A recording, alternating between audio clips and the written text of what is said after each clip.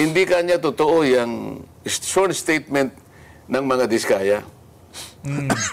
Opo. Eh bakit nila pinresent yung Mayor Vico ng Pasig? Hindi ba dahil sa kalaban niya yun? Ang sinasabi ng aming bagong Senate President, meron daw nagbulong sa kanya na inedit daw yung short statement. Isa pa yun, ako. Ito ang medyo mabigat na tanggapin yung pagpaparatang na gano'n. May bumulong daw na taga Blue Ribbon Committee. Paano kaya kung malaman niya ang katotohanan na hindi naman alam nung Blue Ribbon Committee na mayroong short statement na lalabas nung araw na yun?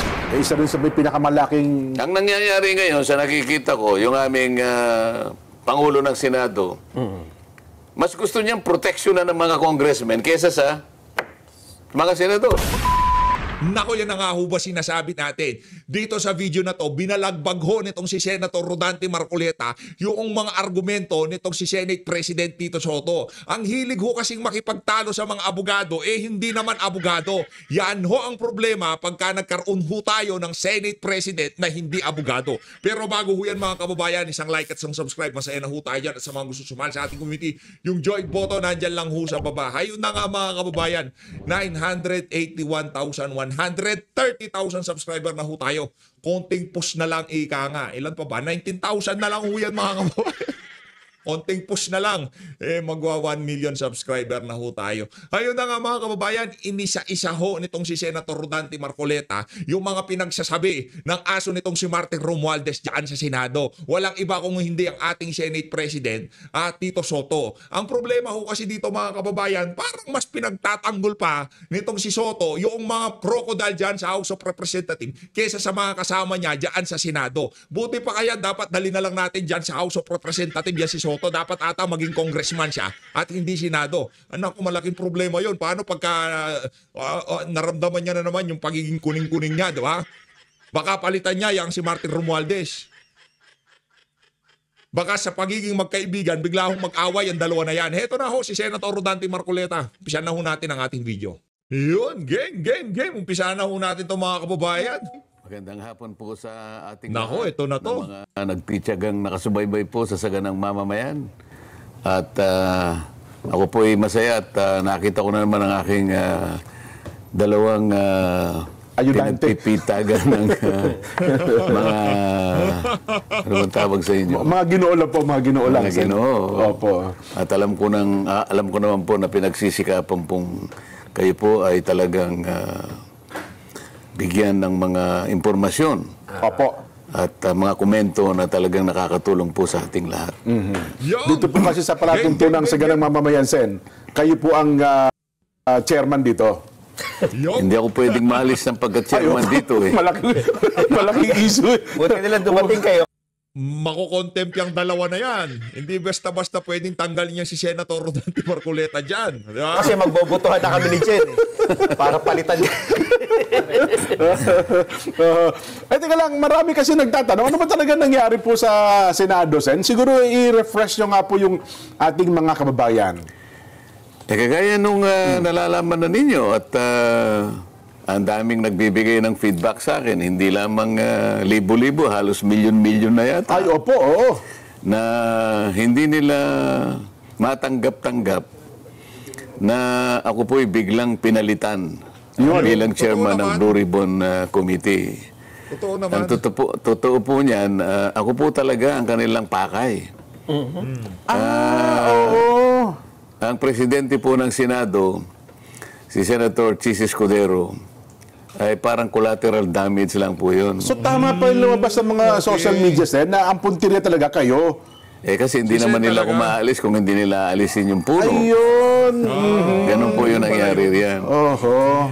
Ngayon, ang medyo hindi po ako nagsasabi nito. Ito po ay kinukonfirma ng napakarami pong mga kababayan natin na hindi po nila nagustuhan yung mabilis ang pagpapalit ng liderato ng Blue Ribbon Committee.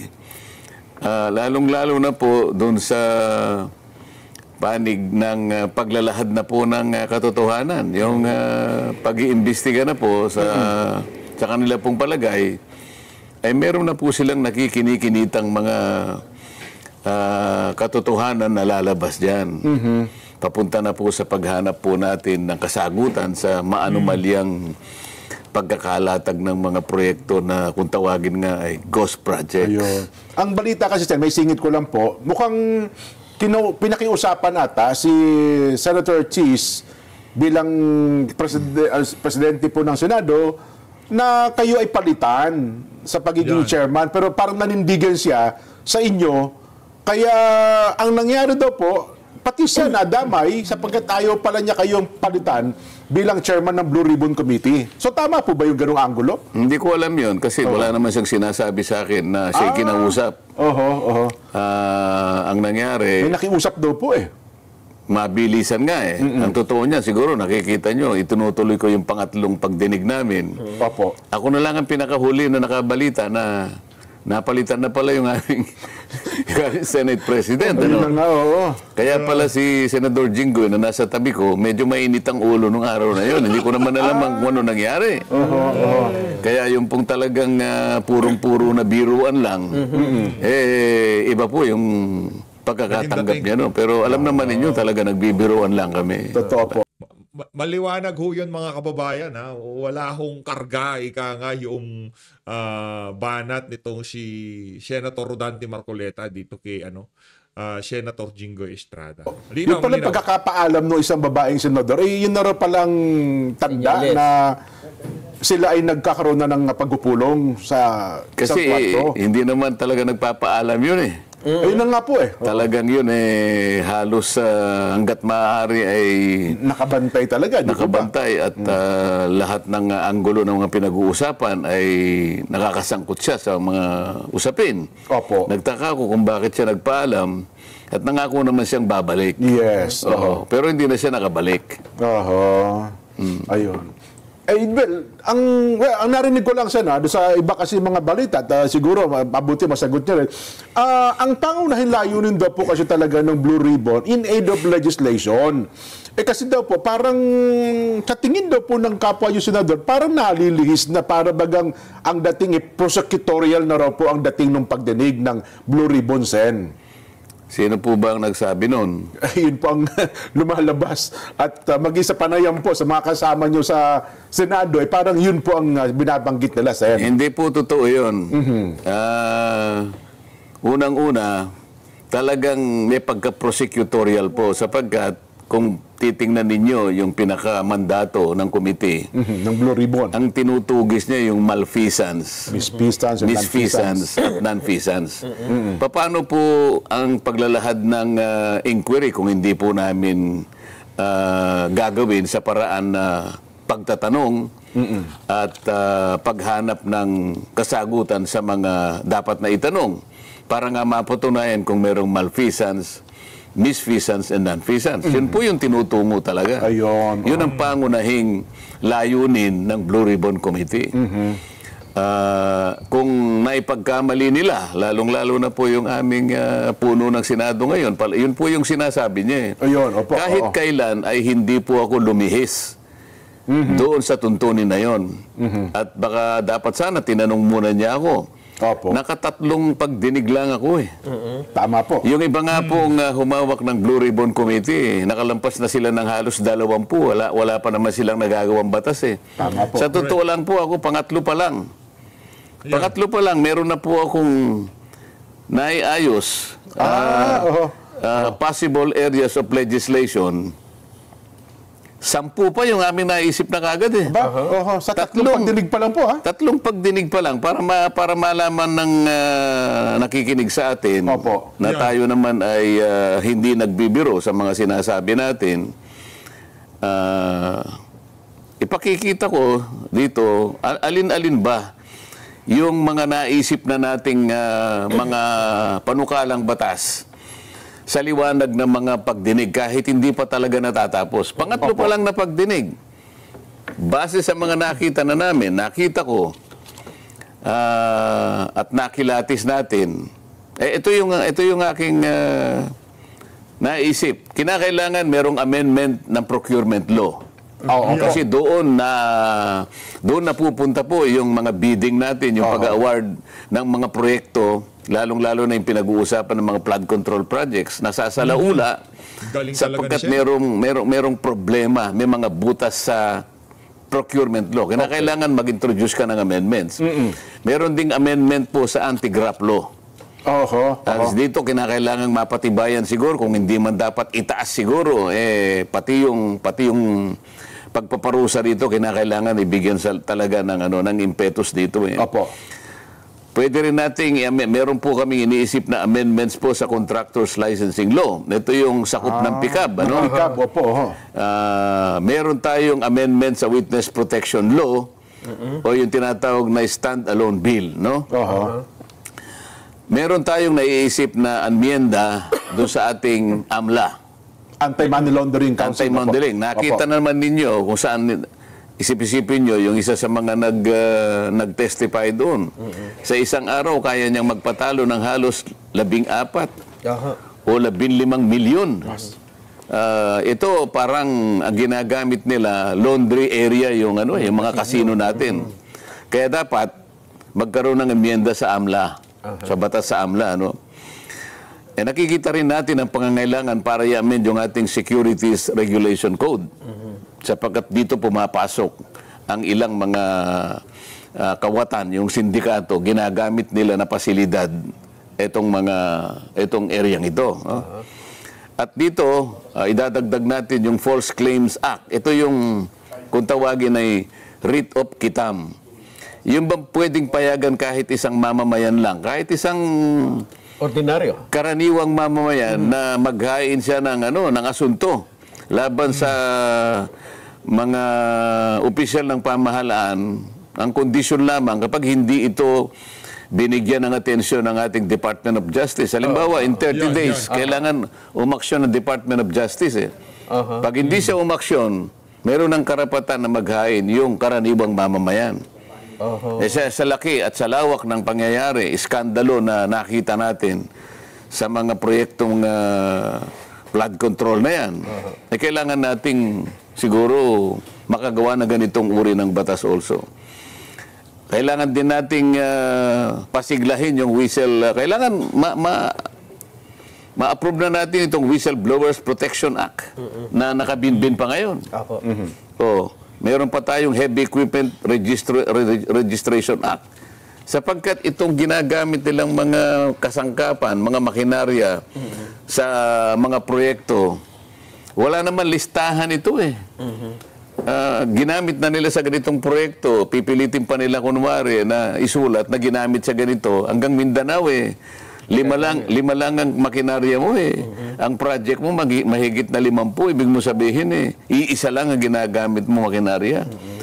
So, at saka ang pang-10 ay kailangan meron tayong flooding master plan. Master plan, So, dito pa lamang, nakakatatlong pagdinig pa lang ako, meron na akong 10 panukalang batas na gusto kong maipundar natin. Para sa ganon ay ma-address natin ang mga problema kaugnay nitong maanumalyang paglustay ng ating kabangbayan. So yung punto ng in aid of legislation, Sen, Pangunahin. iyon po. Pangunahin, hindi lang maiiwasan na talagang akala mo, meron nagpo-prosecute ka. Talagang gano'n kailangan mo magtanong Kailangan mo magpalitaw ng ebidensya Paano mo ngayon mapangangatwiranan na ang dami palang ganitong mga anomalya kung hindi ka kukuha ng tao na tutulong sa'yo. Kaya ko lang naimungkahe na kung sino man po ang gustong nagsalita na, ay nakausap ko na po yung DOJ na nakahanda po silang tulungan kayo. Basta sasabihin po ninyo yung katotohanan at maituro ninyo yung mga taong nasa likod. Mas malalaki sa inyo. Ang nangyari nga lang, bumaligtad naman ang DOJ. Yun nga. Nako. Akalain mo namang, ito yung nakakapagtaka Opo. Kausap ko ang Secretary ng Department of Justice. Yan. Linggo. Kausap ko yung kanyang USEC, siguro Biyernes o Sabado. At nakausap ko pa, bago ko uli makausap ang Department of Justice Secretary Boyeng Remulla. Alam nyo naman na magkaibigan kami. Opo, kahit sa Congress pa. So, kinumit niya sa akin yun. Okay yan. Sabi niya gano'n. Ang totoo niyan, partner naman namin kayo, ang Senado, para maipasa natin itong Whistleblowers Act. Pagtulong-tulungan natin yan. Sige, pangako muna sa kanila na mabigyan natin sila ng provisional immunity. Kaya malakas ang loob ko sapagkat alam ko nakahanda siya na tulungan kung sino man ang tatayo talaga na magsasabi na ng totoo. Dito wala pa kayong tinutukoy kung sino. Wala pa. Naihinuha ko lang. Sabi ko, baka sakali. Baka salita, magturo. Kasi kako, na-upload ko na ito nung nakaraang hearing. Baka kako merong At saka sa programang ito, Sen, noong Biyernes, di ba baka sinabi niyo? merong magkusa. Kailangan nakahanda ako. Kaya nga, tumawag na ako sa iyo. At mabuti naman ka ako, tumawag ka na rin sa akin para makonfirma natin na magkaugnay tayo sa layo ng ito. Yung Witness Protection Program, legitimate na remedyo ito eh. Nasa batas ito eh. Pagkatapos sinabi niya, hindi ko basta ma-approve yan. Kinakailangan mo nang isoli muna niya yung mga nakulimbat nila. Ito na po yung magkapalitan na po eh. Nagkapalitan na ito. Paano mangyayari yun? Yung sinasabi niyang restitution or indemnification, hindi kasali yun eh. Wala yun sa requirement eh. Hindi Hoy, Soto, makinig ka dito ha. Meron pa nalalaman pa restitution, di naman abogado, lang niya ka. Hindi ko kasi niya pinirmahan yung request ng former Blue Ribbon Committee Chairperson na ipasok bilang state witness itong mag-asawang Diskaya. Sa lahat ng witness na isinalang sa mga pagdinig, tanging yung mag-asawang Diskaya na yan, hindi ko sila off the hook dito sa issue na to. Kung meron silang problema, panagutan nila. Kung meron silang kasalanan, pagbayaran nila. Pero wag ho natin palampasin yung pagkakataon na mapiga lahat ng pwedeng pigain natin sa mag-asawa na to. Naku, ito pa mga kababayan. Ang problema dito, parang tinipan ang bibig nitong mga Diskaya dyan sa ginawa na yan nitong si Tito Soto. Yan yung strike 2 nitong si Tito Soto. Kaya di tayo magtataka, isang araw, magkagulatan na lang, yung mga chismis-chismis, hayaan nyo lang muna yan. Baka di naman talaga matuloy yan. Malay natin isang araw magkagulatan na lang biglang hindi na pala Senate President, yung unggoy na yan, di ba? Usapan dito yung pagsusoli ng kung ano. Pwede na siguro pag-usapan sa bandang huli yun. Pero dun sa punto na siya ay nag-a-apply sa'yo, apply pa lang. Kaya niya lang gagawin yun, manganganib talaga ang buhay niya, kaya nagpapakover siya ng protection. Nakita mo yung inallege niya na may kinalaman di umano dito sa mga payola, yung mga payouts na yan, 17 congressmen. At 10 mga tao na yung iba ay private individuals at yung iba naman ay mga kawani at opisyalis ng DPWH. Sa mga tweed, 10 sa panig ng DPWH at saka pribadong mga mamamayan at 17 congressmen. Yun naman ang yun naman ang hinihingi ng Witness Protection Program. Manganganib talaga ang buhay niya sa ginawa niyang pag-expose sa pagsasabi ng katotohanan. Sa panig niya, yun ang totoo eh. Pero yung unang usapan niyo po ni Sec Boying, walang mga ganong condition, Sen? Alam naman niya na wala eh. Kaya basahin mo yung batas. Napakasimple naman ang batas. Ngayon, ito namang aming bagong Pangulo ng Senado ngayon. Yun ang kanyang idinadahilan kung bakit yung sulat na binigay ko na dapat pirmahan niya para umabot sa Secretary of Justice, nag-research naman ako sabi niya. Ayun na nga po, hindi na nakita ko na kinakailangan palang magsoli. Ang aking kinalulungkot dito, kung talagang nag-research sila, bakit hindi nila binasa yung batas? Yan. Wala namang sinasabing ganun na magbayad ka muna. Isauli mo muna kung ina-allege na ninakaw mo o ano man. Walang iniwan sa yung i-rescue kita. Halimbawa, merong kidnap or ransom. Halimbawa, itong cameraman natin. I-rescue kita pero magbayad ka muna. Hindi pa, parang mali eh. Kaya mo siya bibigyan ng protection at hindi mo siya hihingi ng kahit ano. Dahil nga doon sa kanyang pagpapahayag, doon sa kanyang pagtulong sa iyo, sa panig ng Estado, magsasabi na siya ng totoo. Kasi yun mahirap eh. Kung walang tatayo na magwi-witness, sinong mahuhuli natin? Lahat yun, aligasyon, lahat po yun paratang kung walang magsasalita. Hindi ba, Nelson, para ka namimingwit eh. Opo. Pag ikaw ay namimingwit, may pain ka. Opo, tama po. Anong gagamitin mong pain? Butete, halimbawa. Oh, bulate. Bulate. Maliit na isda. Oh. Para makahuli ka ng malaking isda. Ayun. Pain. Kung walang pain, O walang pain. Walang pain. Sino yung papain? Yung pain, gusto niya proteksyonan mo naman ako. Kakagatin ako niyan eh. So ang pinangako dapat ni Secboy, ano po, provisional.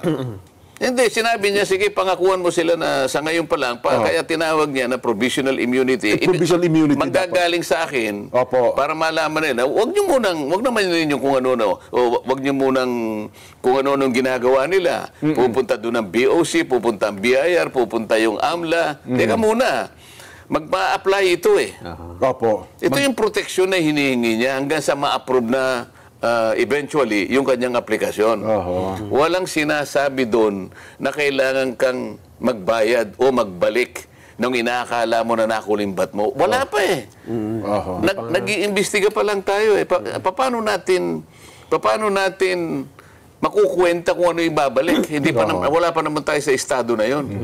doon po sa angulo na ang sabi naman nila, kasi selective ang sinasabi, parang may itinatago, merong pinipili, at ang gusto daw ay magsabi ng tell-all. Walang dapat na itago. Pero pag binabanggit siya, dyan ka nasingit ko lang, nagsimula doon sila 2016 eh. Bakit daw binabanggit? 2022 lang, hanggang sa kasalukuyan, parang may mga tinanggal daw na pangalan eh. Yun ang kanyang sworn statement. Opo. Wala akong magagawa. Ang sinasabi ng aming bagong Senate President, meron daw nagbulong sa kanya na inedit daw yung short statement. Isa pa yun. Ito ang medyo mabigat na tanggapin yung pagpaparatang na gano'n.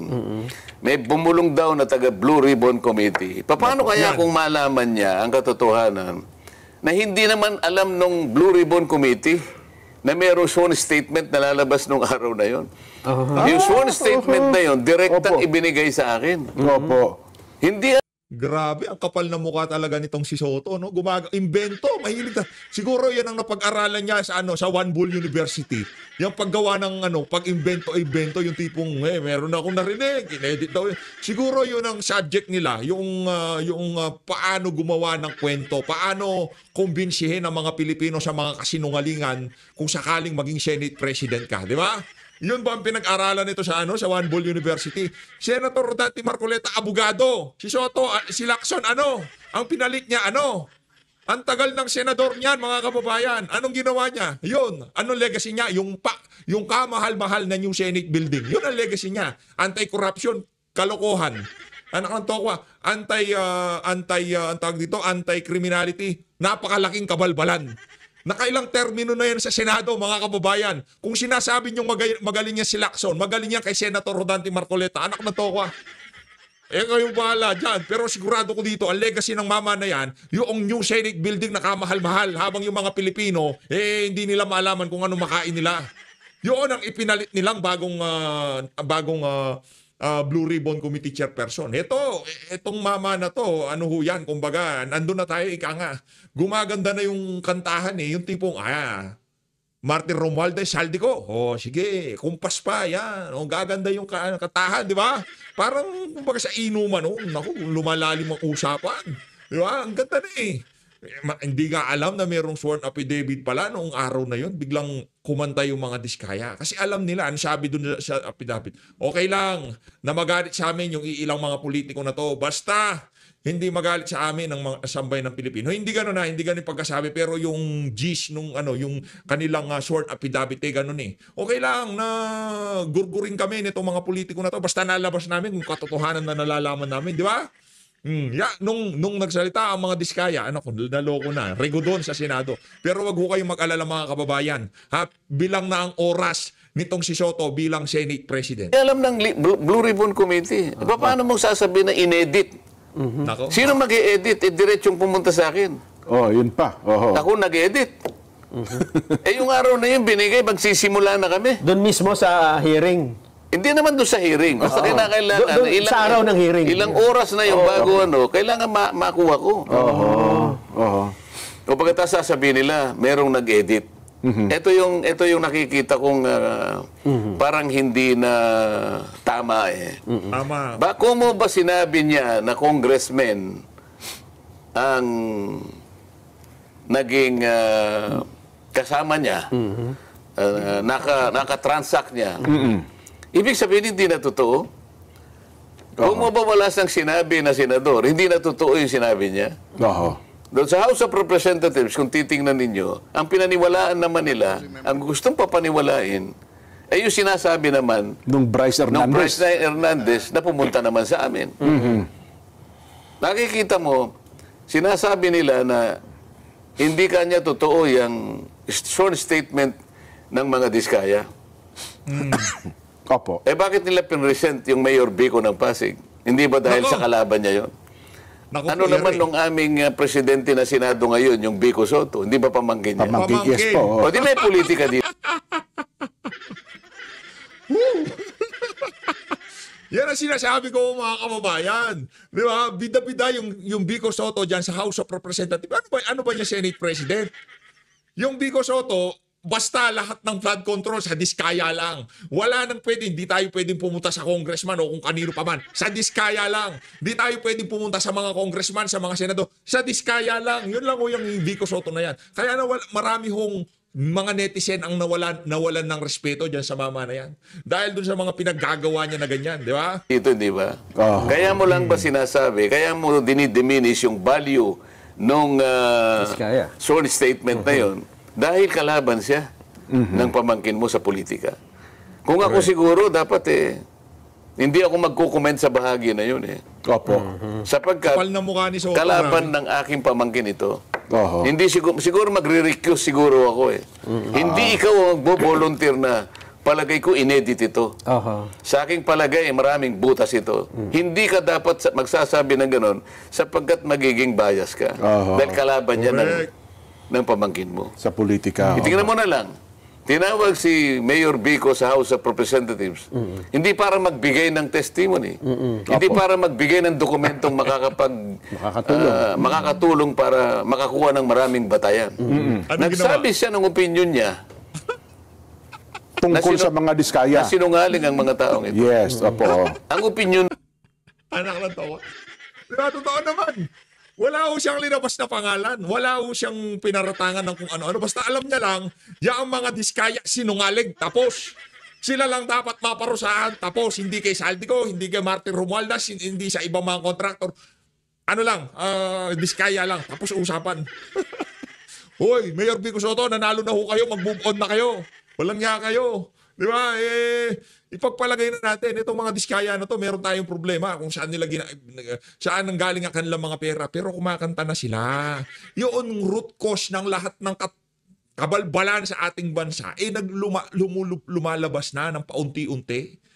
Tapos, ang gagawin ng iyong tito na ang kakapal talaga ng mukha nitong mga politiko na to.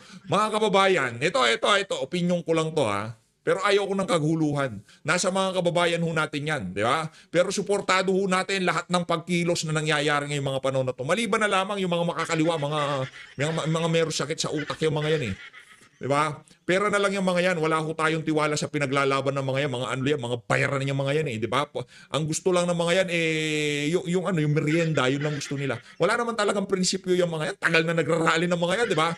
Pero yung mga kabataan, yung mga susunod na pagkilos, yung mga pagtitipon sa iba't ibang bahagi ng Pilipinas, suportado ho natin yan. Basta't walang kulay ng mga makakaliwa. Mga merong yan, diba? Merong tililing sa utak yung mga. Pero kung gusto nila sumama dito sa sa laban na to, okay lang. Pero pagka napagtagumpayan ng sambayan ng Pilipino, wala ho kayong party dito. Para sa mga makakaliwa, wala kayong party dito kung sakali mapanalo to ng sambayan ng Pilipino, Ano itong mga to tagal nyo nang ginagawa yan, walang nagiging resulta. Tapos pagka lumabas ang sambayan ng Pilipino, magpipiggyback kayo, tapos gusto nyo sa inyo na lahat. Hindi pwedeng gano'n. Wala kayong party dito. Pagka nanalo na sambayan ng Pilipino, alis kayo. Ngayon, pagka nandyan na yung bagong maayos na lahat ng palakad, mag-rally kayo ulit. ba'y tinatanggap sa pagdinig? Opinion mo yun Correct. Sa bawat pagdinig, mapakorte man o ibang quasi-tribunal, quasi-judicial tribunal, ang opinion, dinabaliwala. Hindi tinatanggap ang opinion.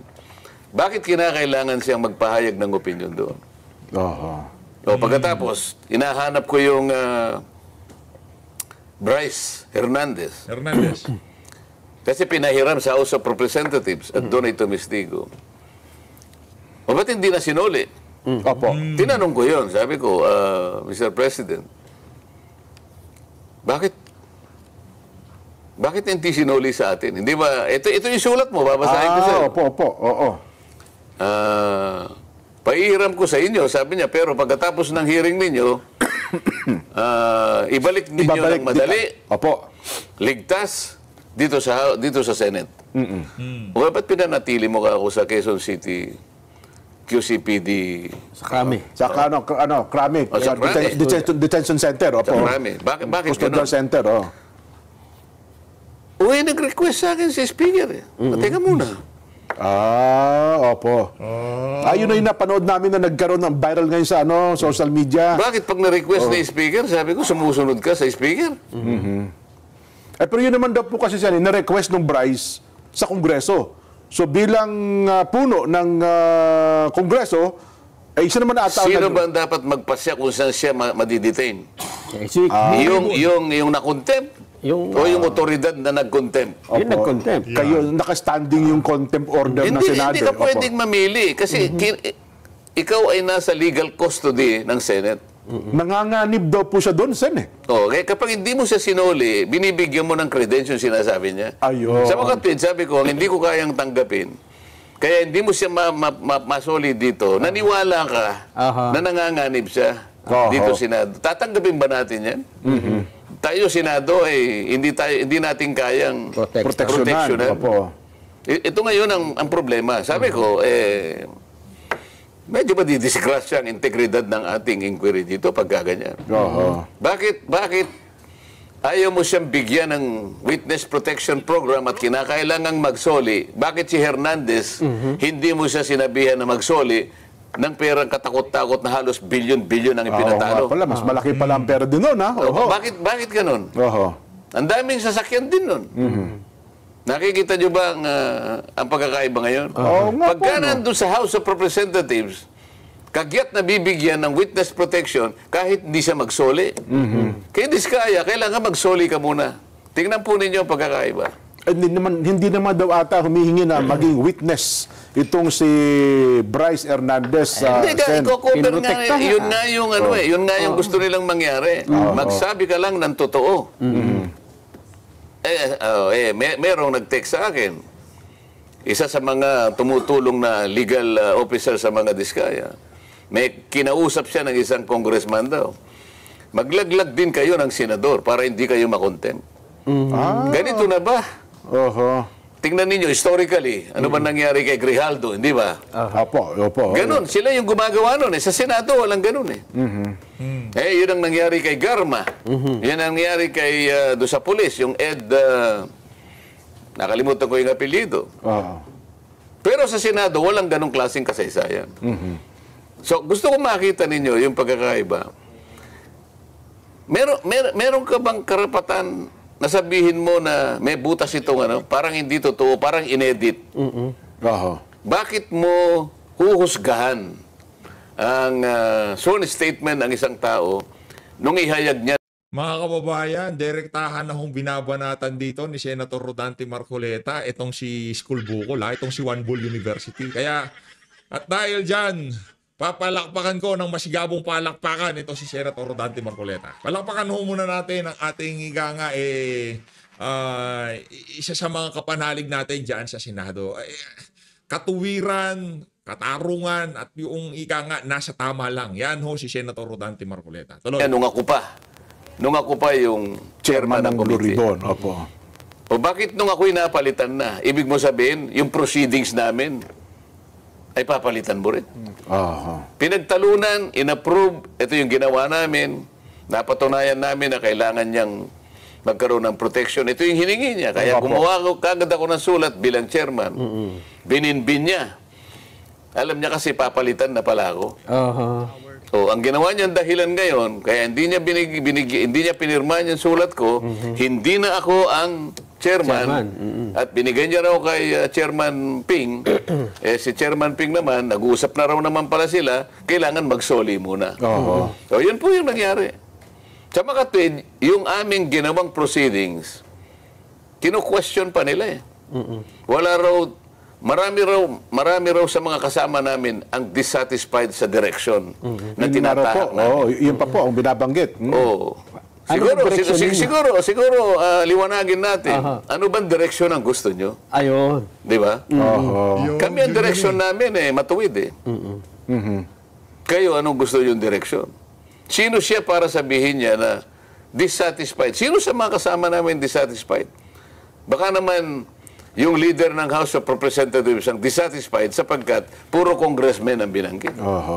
Kaya pala sinasabi nila, magbanggit din kayo. Maglaglag din kayo para hindi kayo makontempt. Tama ba yun? Doon po sa punto ng pagiging state witness, kasi sabi nila, dapat daw, ang isang state witness ay least guilty. Hindi yung... Hindi ganon. Ganun ho ba? Ang mga requirements dyan, nasa Republic Act 6981. Okay. Basahin niyo yung Section 3 at saka yung Section 10, pagsama-samahin nyo. Ito yung mga requirements ngayon sa aking pagkakatanda. Una, yung offense, yung krimen na kung saan dapat siyang tumestigo is a grave offense. Grave talaga to, plunder ito. Wala kang ibang makukuhang tetestigo. Okay. Ito lang. So, qualified din siya. Sila nga lumitaw eh. Kaya sabi ko, makipag-unahan kayo kasi kung sufficient na to, hindi ko na kailangan yung iba. Kasi hindi na kayo magko-qualify. Tama po, sapat na nga po na. Hindi na kayo magko-qualify dito sa isang requirement. Nakipag-unahan ngayon yun. At yung kanyang testimony can be corroborated in material facts. Ibig sabihin, makukunan niya. Yung mga tumetestigo are not the yung mga tumetestigo are not the most guilty. Yan. Yun ang requirement. Pagkatapos, meron pa sinasabi ron, nanganganib ang buhay, ang kanilang kaligtasan, at ang kanilang seguridad. So lahat ng mga yun, kung titingnan mo, babagsak lahat sa kanila. Tama-tama. Pero yung sinabing, magbayad ka muna, hindi kasali doon. Sa batas na yon. Na ang kondisyon ay isauli mo muna yung mga nilakaw mo. Walang ganon. Kaya sabi ko nga, teka muna, bakit ang ating DOJ Secretary bumaligtad ng ganon? Sa napakarami niyang assistant doon, kung halimbawa nakalimutan niya yung batas na yon, dapat ang tanong muna siya. Kinausap ko yung USEC. Nag-apologize sa akin. Sorry po, Sen, sabi niya. Mali po ka niya yung sinabi niya. Nako. Ngayon, sinasabi ko kayo. Balikan ninyo yung Section 3 at saka Section 10 ng Republic Act 6981. Tingnan po ninyo doon kung may sinasabing kailangang magsoli. So, kung wala kinakailangan magsoli, bakit yung Bryce Hernandez, wala kayo sinasabi na magsosoli? Oo nga pala, no? Oo. Isa rin sa may pinakamalaking... Ang nangyayari ngayon, sa nakikita ko, yung aming Pangulo ng Senado, mas gusto niyang proteksyonan ng mga congressmen kaysa sa mga senador. Kaya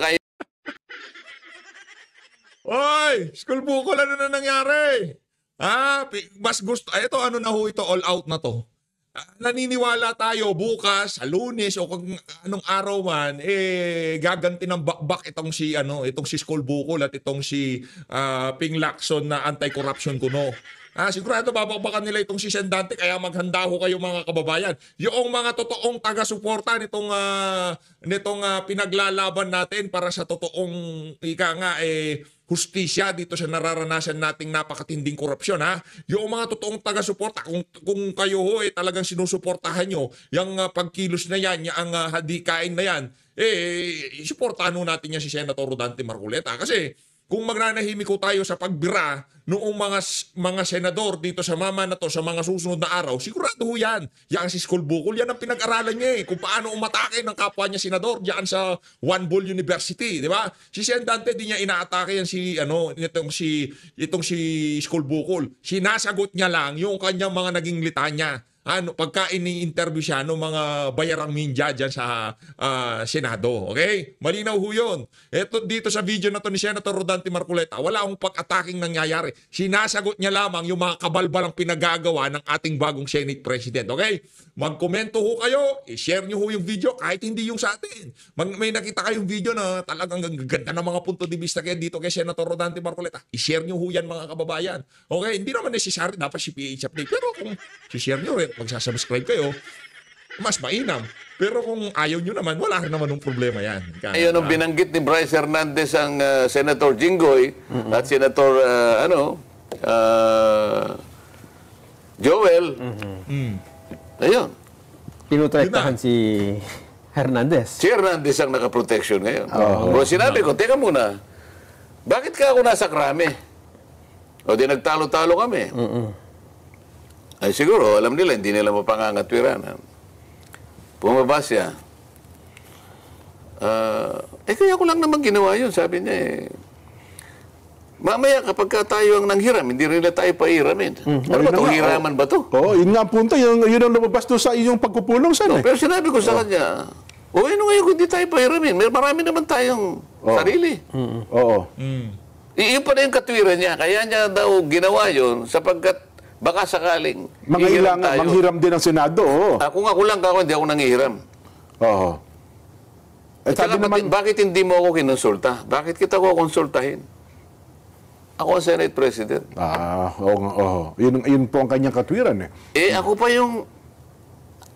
yung chairman eh. That time, opo. Nung i-commit mo siya sa Quezon City, sa Krame, hindi napalitan ka na nun eh. Hindi ka ako. Tingnan mo ka ako itong account ng news. 2:15. Nung maalis ako ng chairman, 5:24. Yun pa yung palagi mo ka niya. Ako ang chairman eh. Hindi mo binasa yung section 6 ng ating tuntunin. Basahin mo. Ano nakalagay doon, Sen? The committee alone. Sabi niya. Ako lang. Bilang kayo chairman ng komite. Sige, kausapin mo. Sabi naman ni Senator Lacson, buti naman yan, medyo, sabi niya, bro, okay na ba sa'yo kung ilagay na lang natin sa Pasay City? Tayo naman, hindi naman tayo Ayaw natin nakikipagtalo palagi. Pares lang naman. Ang gusto ko lang, maalis siya sa Krame. Sapagkat Quezon City yun. Ang Senate Pasay City. Sige, ako kayo na sa para lang makita nila tayo reasonable tao. Yun. Ano mangyayari nito, Sen, kung wala na yung commitment nabibigyan ng state witness. Nasa sa kanila yun. Ang ibig sabihin ang dito, batas ay batas. ang ibig sabihin dito, Nag-apply sila. Ako naman, gumawa na ako ng sulat. Pag may nangyari doon sa pamilya nun, sa kamay nila, kukunin. Paano kung bumawi? Kasi yung mga sinasabi na, ang dami na yung binanggit na pangalan Kung sabihin niya, hindi po totoo lahat ng mga sinabi ko. Kasi wala nang protection Kaya nga, ang pinoproteksyonan niya nga, imbes na tawagin niya yung 17 na inano doon, bakit hindi niya tawagin? Nabanggit ang pangalan ni Speaker Romualdez sa magitan ng ibang tao ron na palagi daw sinasabi ng isang congressman doon. Dalawang beses niyang binanggit. Palagi pong binabanggit ang pangalan. Hindi niya nakausap talaga yung dalawang pangalan na binabanggit. Ngunit palagi pong binabanggit ang pangalang ito at pangalang ito. Meron ba siyang tinawag doon na sinabi ba nila, sige, papuntahin dito para mag-testify din itong 17 ito para matanong din natin. Hindi naman Opo. Ang lahat ng mga sinasabi ng mga witnesses dito sa House, yun ang kanyang pinaniniwalaan. Yung mga witnesses dito na nakalap namin, mali lahat yan, sabi niya. Parang may butas yan, parang inedit yan. Bakit ganun? So pagka yung Blue Ribbon Committee na aking na pinangunahan ko, hindi niya pinaniwalaan. Pero kapag yung mga resource persons namin doon ay pumunta doon sa House of Representatives, doon pinaniniwalaan yung sinasabi. Parang kuning-kuning din itong si School Bukol no? Parang meron din siyang Meron siguro ano to, napakalaki siguro ng tutuli sa tenga nitong si School Bukol kaya ganyan siya mag-isip, no? Nako, pero ako Ano, naman pero? naniniwala siya na nagkasundo-sundo kasi nagmerienda na lang pala kayo. Niyaya kayo magmerienda. Napag-usapan niya na paano na aayusin. Anong niyayang mangmerienda? Kasi doon nababasa na, halika kayo, magmerienda na lang tayo. Di ba nung nagtatalo-talo kayo doon Sa custody. sa custody. Kasi, Oo, magkukus tayo, sabi niya. magkukusa tayo. Ito kasi si Senator Jingo, yung gulo talaga eh. Dinig doon sa ano eh. Anong nalaman nyo nung pagkatapos nun? Nagkukus na lang ako kayo. Siguro sabi ko naman, Ay, hindi nagkukus sila. Nagkukus kami rito. Hindi, hiwalay kami. wala yun ba? Uy, Akala ko pa akala nyo naman nagmerienda pala kayo. Hindi. Akala ko nagbigay siya ng kahit merienda man lang. O, sige, maayos na tayo. Tayo naman yung mga maginoo. Pare-pares naman tayong mga senador eh. Nung una yata, Oo. si Senator Jinggoy, akala niya doon siguro yung puntahan. Opo. Doon siya pumunta. Kaya lang nakahiwalay din siya. May nakakita, andito yung iba, nandun siya sa malayo, kumakain siya mag-isa. Ganun po. Kasi nahanap ko rin siya eh. Oo. Siya nag-privilege speech eh. So tapos pagdating ni Senator Alan, nandun ka. Kumakain ng spaghetti. Opo. O siguro nalaman niya, nasan kayo makasama ko? Nagtanong-tanong, nandun sa kami, pinuntahan kami. So, may hiwalay silang caucus, may hiwalay kaming caucus. Pagka ganyan, Jen, Oo. parang nawawala na ng di ba? Parang lumalabo na may makakasuhan dito kapag humihina yung nawawala ng loob yung mga tetestigo, di ba? Sayang naman. Pero anyway, Sen, ilatag natin kasi meron tayong Vox Populi sa araw na ito at nang sa ganun ay makapagbigay din po ng komento ang ating mga kababayan. Teka muna, ano ba yung tingnan nga natin, ano Ito ba yung, ano yung propose? Ito na po. May makakasuhan kayang promotor. Yan. Nako! May makakasuhan kayang promotor. Ayun na nga mga kababayan, dito na natatapusin ang ating reaction video. Maraming salamat sa pagsuporta sa PH Update. Mag-ingat ho kayong lahat. Mahalin natin ang Pilipinas. Maraming salamat ho mga kababayan.